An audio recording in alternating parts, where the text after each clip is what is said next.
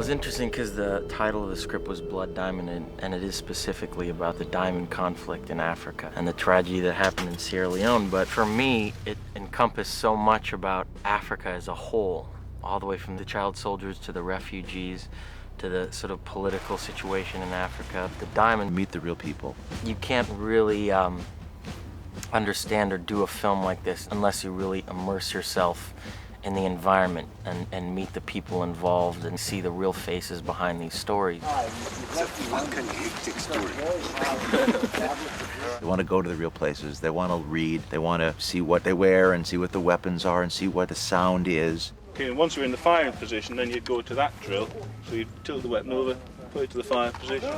There's a lot of sequences involved where Leo's using guns or using his knife and using combat. So early on, Leo came in and we started on working on the various scenarios with him on basic gun handling again because he has his own weapon, which he's always got with him. And also a number of fight scenarios where we wanted to make sure that he looked like the person he would be, which is someone who's not playing games. If he's going to take someone out, he takes them out. Some of the most impressive work he does in the film, and I don't know if people even realize that he had to learn that stuff. And then, on top of that, this whole emotional state. His dedication was almost scary. It was absolutely determined that by the end of that process, he would have inhabited the skin of one of these people, and that when he would sit down with them at dinner, that he would be indistinguishable from them. And that involved, you know, meeting some of these mercenaries, meeting people that were involved in the diamond trade. So it was important for all of us involved to really be here and immerse ourselves in this environment and really hear the first-hand accounts and the first-hand stories, because it is a completely different environment than anything I've ever experienced in my entire life. It's not just the work on the accent or the physicalization, all of which is really remarkable, but it's finding a very different place in his head, a very dark, sad, and at many times tormented place that he had to go to. It suggests someone who's gone through an enormous amount, and we have to feel that in him. He's got to carry that around with him. He's got to wear it the same way he has to wear his costume. It was a really interesting character for me to play because he's really hiding from himself and running away from the things that I think are inherently in him, you know, which is a sense of understanding of the environment he lives in more than he tries to portray, and a compassion for the people of the continent, and certainly through Solomon's character, there's a bond there that, as much as he's trying to fight, is a Revolutionary United Front forces have been sighted within 10 kilometers of the capital city of Freetown.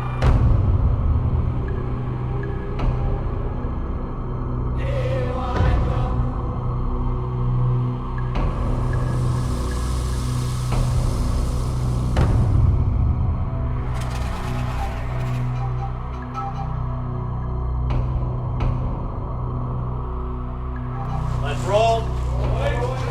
Ready? And action!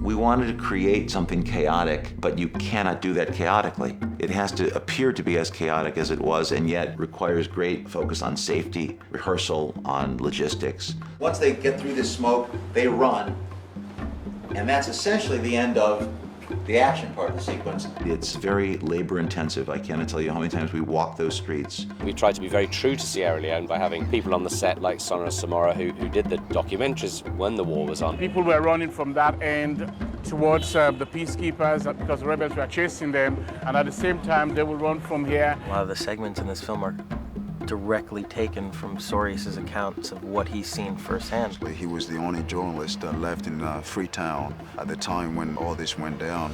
Frankly, what is happening here is almost like what happened in Freetown being played back in slow motion. You can reach a point where you so disturb people that they don't want to be watching the movie anymore.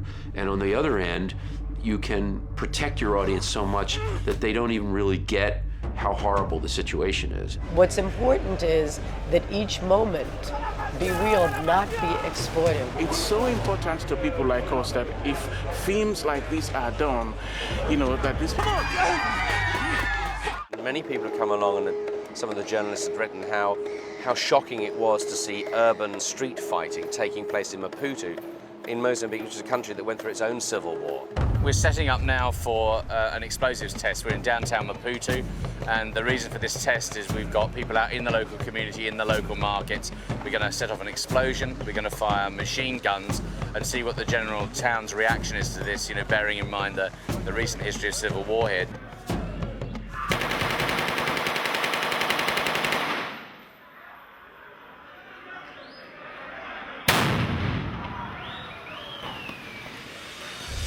Dealing with what is safe explosively, what is dangerous, how much can we do practically, how much do we have to enhance with some CG. Getting everybody in sync and working to the same schedule and the same plan, that was the biggest challenge. There's a lot of meetings that go on way beforehand, like months and months ago, you know, when we need the buildings built, you know. Stunts we rehearse as much as we can, you know, especially the big stunts we always rehearse, have to be rehearsed or else, you know, things can go wrong. It's important, I think, early on for us to bring in people, key people who you feel are going to be able to source talent for you. And with that in mind, we brought in a guy, Isaac Novimbelo from Johannesburg, who's worked down in South Africa on 5 or 6 projects, so he knows the local people down there.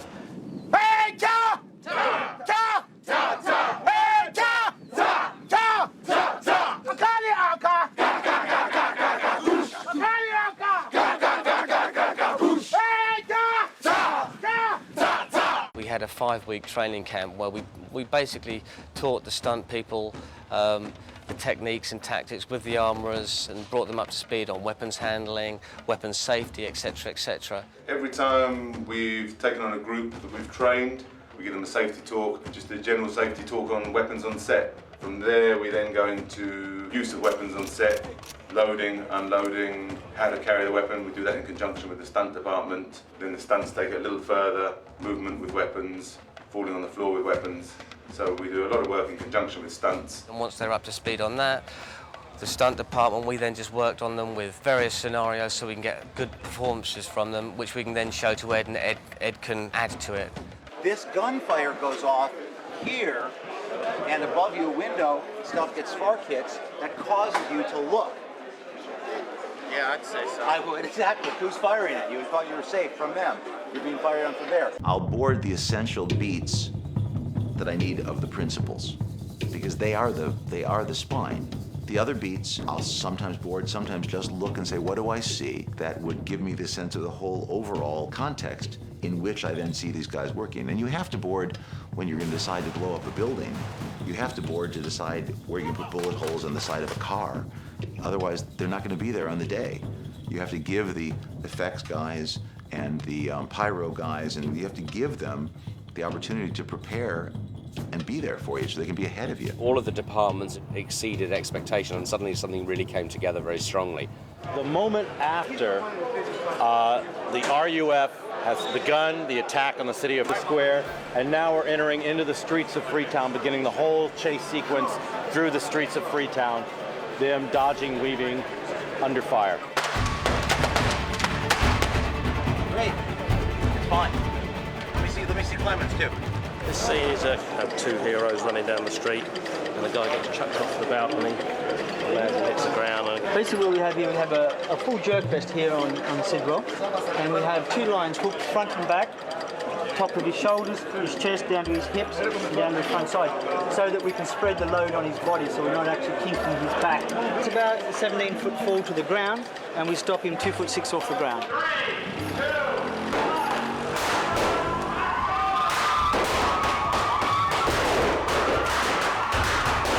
It went really well. We're very pleased. We've just got to go and check on camera, but as a fall, it looked great. You still want to leave into the equation a certain amount of an X factor where things can happen and you can photograph it, and you don't want to have everything staged so that it looks that way. In fact, you want to have the possibility of miraculous little things happening. We got it.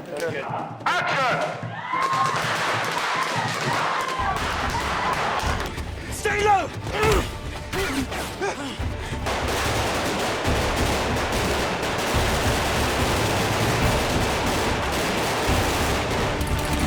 If it's not emotional, it's extremely physical. So it's been going on like that for day in and day out, day in and day out.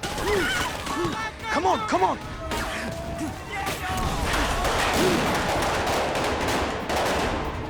Ed really wanted to make this a dynamic film in every way, and we we really had some intense moments shooting that sequence.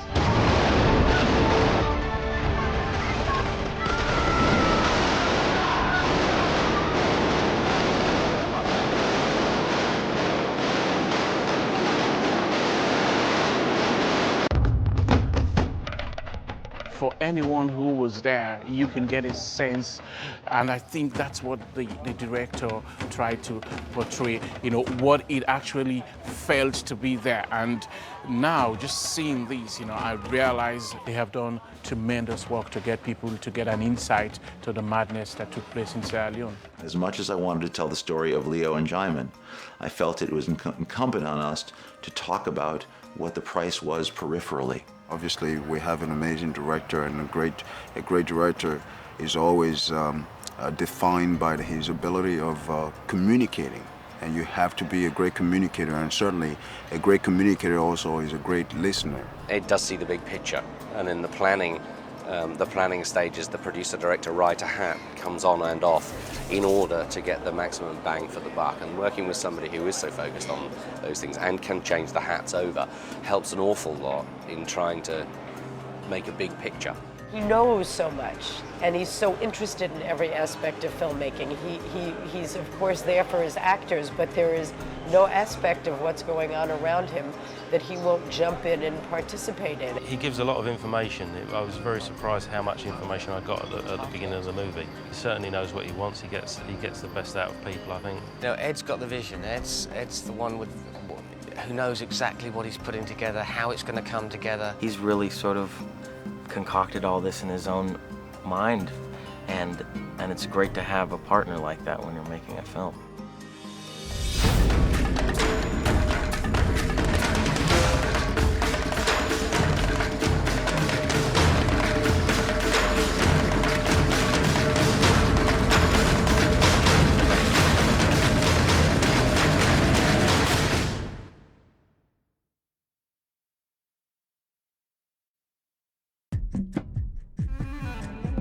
My character, Maddie, is a print journalist.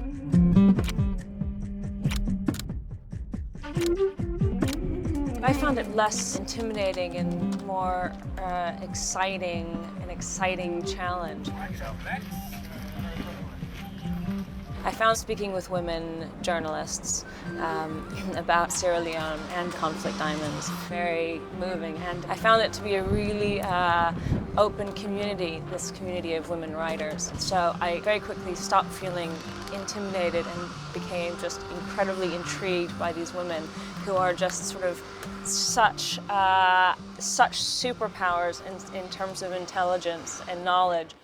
I think she's faced with what's going to impact the public to actually do something about it. And of course she gets involved in these human beings' lives, which is, I'm sure, what it's like for, you know, most journalists in those positions. A lot of journalists spoke about how hard it is to keep under control the urge to help or do something to affect a change more immediately. Come on, come on! Move! Let's go, Jack, let's go! Get it, get it! Let me in! Let them on the bus! You give him your seat! Let them on the bus!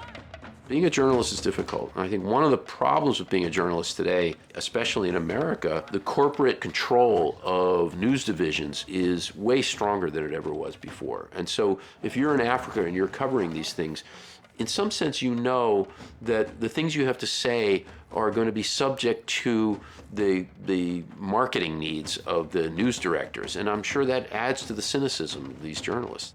It's a very particular time, even today, as we heard of, 2 more journalists having died in Iraq. Someone told me that I think the total of journalists now having been lost in that conflict is up to 70. These are people who are indeed putting themselves on the line and who are not there in any vain or any frivolous way.